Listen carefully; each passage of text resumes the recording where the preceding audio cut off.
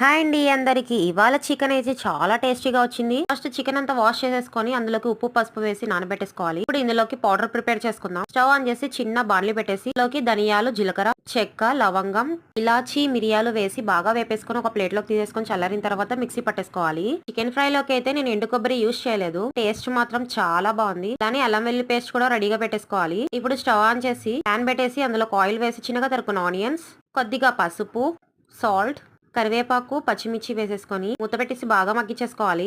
అలానే ఆనియన్స్ లోకి ఉప్పు పసుపు వేసి నానపెట్టుకున్న చికెన్ మొత్తం వేసేసుకొని బాగా మిక్స్ చేసేసిన తర్వాత ఇందులోకి అల్లం వెల్లుల్లి పేస్ట్, అలానే పెరుగు ఇవన్నీ వేసిన తర్వాత బాగా మిక్స్ చేసుకోవాలి. మూత పెట్టేసి బాగా ఉడికించేసుకోవాలి. ఇందులో చికెన్ లో వాటర్ ఎక్కువగా వస్తాయి కాబట్టి ఆ వాటర్ తోనే చికెన్ అయితే ఉడికిపోయింది. ఇందులోకి ముందుగా ప్రిపేర్ చేసుకున్న పౌడర్, కారం పొడి, ఉప్పు ఇవన్నీ వేసి బాగా మిక్స్ చేసుకొని చికెన్ ఫ్రై వేరే లెవెల్ కి వెళ్ళాలంటే ఈలో గోడంబి వేయించి వేసేసుకోవాలి లాస్ట్ లో. అనే కొత్తిమీర, కరివేపాకు. తిరిపోయే చికెన్ ఫ్రై రెడీ.